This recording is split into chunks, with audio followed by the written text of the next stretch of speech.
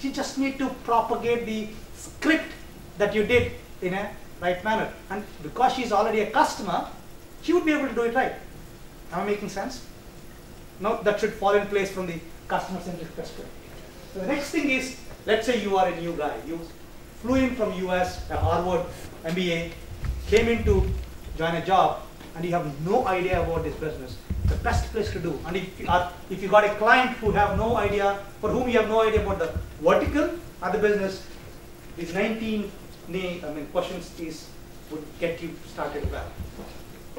These 19 questions are male, female, these are questions that gets it. It gets you the feeling of that individual in flesh and blood.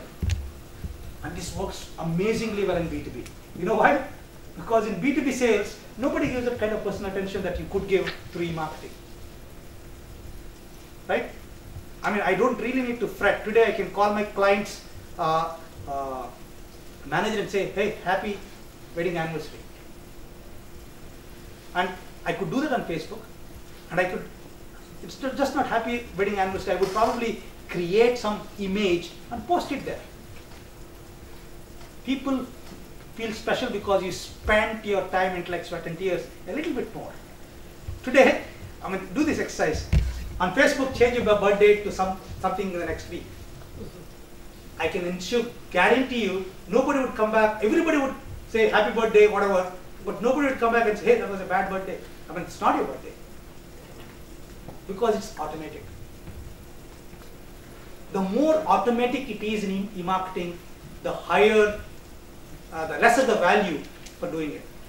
So one of the things that I teach in the advanced program that I do is never automate anything in e-marketing, because it's technology which helps you to automate.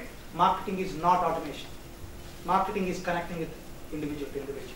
Okay? So I think this is what I was talking about, B2C and B2B. The myth does not.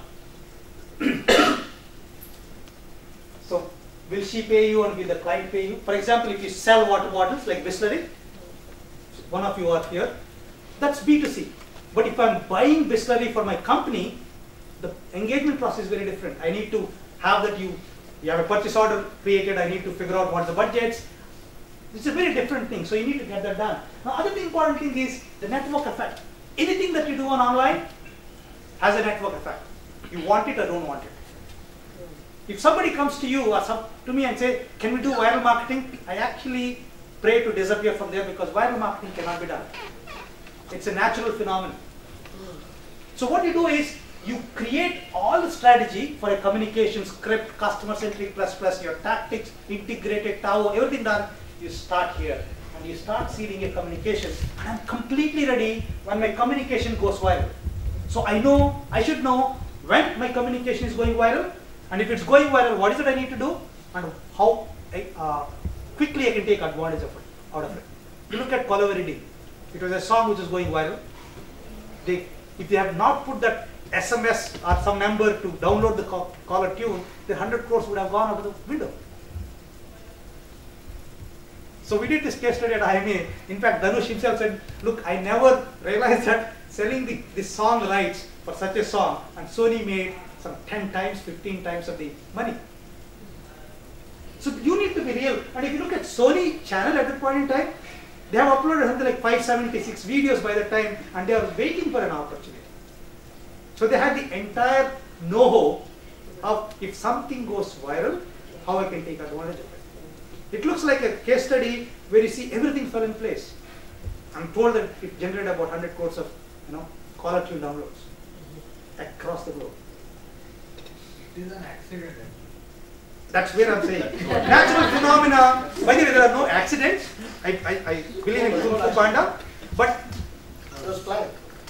No, it's a phenomenon. It's like the tsunami, but they took advantage of it. It's like the 5-year elections that happen. They win, they celebrate, but they have no idea why they won.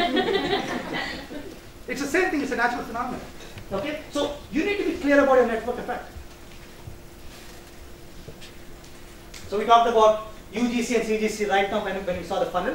If the guy is talking about you, but he's not coming closer to your product, why? It's a user-generated content. If he's talking specific about a product but not buying it, it's still a consumer-generated content. If let's say I could have gone online and shown you a couple of pages here, but what I wanted to say is that, let's say Aircel has a Facebook page. If someone is coming and talking about cricket score today, is it UGC or CGC? Is it? UGC. It's UGC. What we need to understand is that there are lots of users on the online space. They are having a lot of conversations. Does not mean that you need to jump into those conversations. Bring it relevant and contextual to you. Make it consumer centric. So that's where when I talked about Mumbai flights, keywords and the text tag, I'm trying to make it consumer generated, right? So we talked about, I don't want to really get into this because timing. So let's get our CC++ to our, I said we need to be here. And in fact, I have not seen many e-marketing tactics which go beyond the trial. If once you're a customer, the way the business talks to you becomes different. I mean, I've seen this clearly. The moment you have purchased the product, the company does not want to talk to you. Have you experienced that? But if you bring in a little bit of e-marketing for loyalty and advocacy, this would work wonders for you. Okay? So that's where I would stop and take some questions before I give it to Ratan. There's a break in there. Oh, okay. So any questions? Just a clarity, that chart that you showed earlier, personalization marketing would come under advocacy, right? We walked in late. Okay. Awareness is telling people about, hey, my product, you want to buy? Engagement is, hey, I have this product, 10% for all people in Mithibai college today. Pushing for engagement. And when someone is going closer to the, so this is what I wanted to show. Classic purchase, where is it? No, I don't have it here. But what is there is awareness, there is consideration, and there is purchase. Now when that happens, it gets into trial. Loyalty is he bought me and he's going to buy me more, and he's buying me more. Advocacy is that he's bought me, he's buying me more, and he's talking about it. So what you would require to look at is, until and unless someone has become a happy customer to you, you can't ask them to like them. That's bad strategy. Because if you ask everybody to like you, you would have got about 50,000 people and you really don't know whether that's your target audience. And you would probably miss out, and probably somebody would take the voice out of you, because there are 50,000 people and they would not let you speak, and there's a lot of chaos. It is like, so you need to be very clear about whom you go ahead and take it forward. And this is where the advocacy also comes in. The best way to advocate is get a customer of yours who is excited about you to be in your marketing team at her home. You need to do that. Similarly, you need to figure out who is your customer that is happy with you, and instead of you doing the conversations, pull her into the marketing team. Will she not be happy to be a team where she gets one pendant every 3 months? She would. But this is what the approach that you need to take.